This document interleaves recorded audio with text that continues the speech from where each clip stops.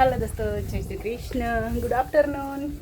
બપોરના વાગી ગયા છે 12 અને હવે અમે ગાયોના સેવામાંથી નવરા થયા છે અને હવે જવું છે રીંગણના ઘરની વાડીના રીંગણીમાં. રીંગણ હવે ઉતરવા મળ્યા છે. ઝાડ બસ મસ્તીના થઈ ગયા છે. વરસાદ આવ્યો એટલે જાણે આપણી સામે હસતા હોય એવા મસ્તીના. અને કેવલભાઈ આવશો? તઈ શું કરો છો કેવલભાઈ? હે કેવલભાઈ રમતું કરી રહ્યા છે અમારા. અને બધાએ જોવો પોતપોતાની રીતે આડાવાળા મથી રહ્યા છે. બળી બળી જો બળી આવી બળી. આગળ કાળી વાસળી રહી ને એ કુદરતી બોડી છે, એને શિંગડા જ નથી આવ્યા પહેલેથી જ. આ આપણે જો ચોમાસામાં બાળવા હાટું બળતણના ટુકડા કરી મેળ દીધા છે. લીમડા ઉનાળે કાપ્યા હતા એ મસ્તીના હવે બધા કોળાઈ ગયા છે. નેપિયર હવે અહીંથી આપણે કટિંગ કરવાનું ચાલુ કરી દીધું છે. આ બધા જાડા બળતણ છે. આ આંકડો ગમે એટલી વાર કાપીને તો એ મસ્તીનો ફૂટ જ કરે છે. ફૂટે એટલે કેટલો મસ્ત દેખાય છે.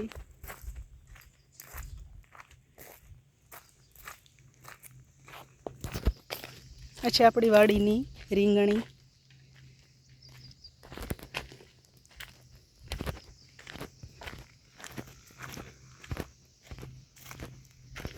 ડબલ વકલના રીંગણના છોડ આવી ગયા છે. વેચાતા છોડ લાવીને વાવી છે રીંગણી.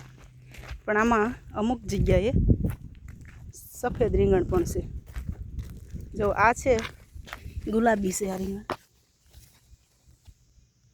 આ ગુલાબી રીંગણ છે.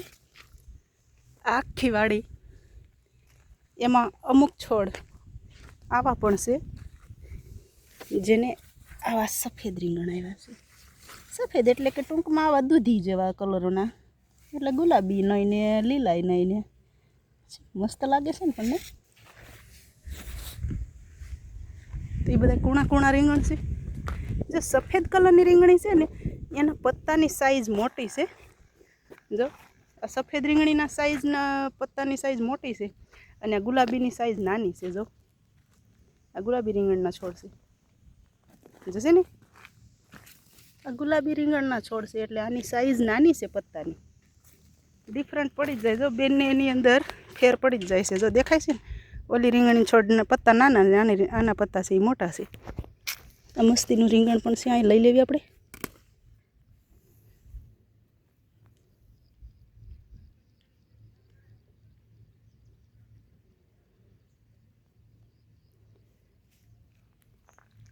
આવું કંઈક છે આપણી વાડીની રીંગણ. ગયા વર્ષે એક જ છોડ હતો, એમાંથી મસ્ત રીંગણ ઉતરતા હતા. શાક થાય એવા. ક્યાં હતું? હા, છેક અહીંયા છે. આવડું મોટું રીંગણ જવાય થઈ ગયું છે.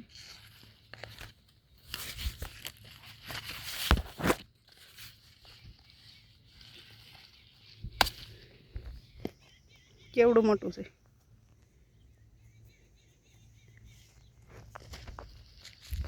આ બે રીંગણ આપણે લીધા પણ આ બેમાંથી એકય આપણે કામમાં લેવાના નથી, ઉપયોગમાં લેવાના નથી. આને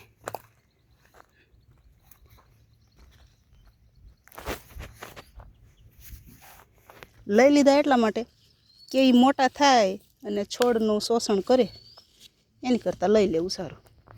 એટલા માટે આપણે લઈ લીધા છે. જો કારણ કે હજી રીંગણ આપણે એકેય વખત માર્કેટમાં ગયા નથી એટલે આવી રીતે બધી જ જગ્યાએ આવા આવા રીંગણ દેખાય છે. ચોકલેટી કહે છે આને, ચોકલેટી રીંગણ છે. ચોકલેટ આવા કલરની ચોકલેટ હોય, જાંબલી ભટ્ટા કહેવાય.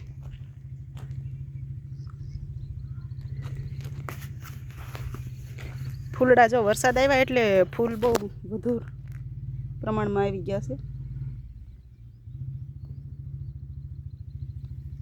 જો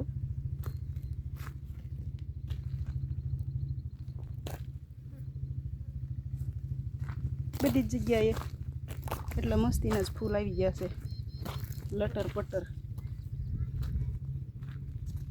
આ છોડ તો કેટલો નાનો છે, એકદમ નાનો છે ને છતાંય જો આટલા મસ્તીના ફૂલ ખીલ્યા છે. ઝુમખડા બે રીંગણ અહીંયા છે, એક હારે બે, એકાદું ક્યાંક અહીં હતું લગભગ અહીં છે. હા રહ્યું દેખાય જ તે જો એને. તો આપણે ઘણા રીંગણ વીણ લીધા છે. હવે તમને એક ખાસ વાત કરવી છે આપણે, તો બને રહેજો વિડીયોમાં. તો હવે તમે લોકોએ જોયું હોય તો અમે રીંગણ વીણતા હતા એટલે ઝીણી મચ્છરી ઉડતી હતી, અને ઝીણી મચ્છરીને દવા છાંટે કે ગમે એ કરે ને તો એ જાતી નથી.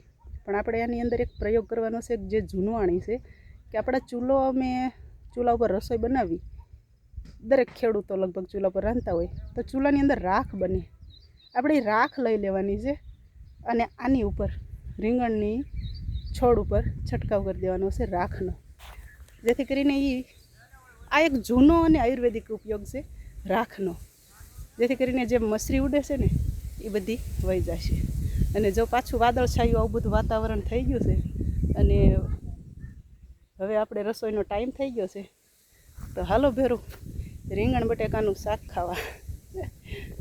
જય શ્રી કૃષ્ણ, ખુશ રહેજો.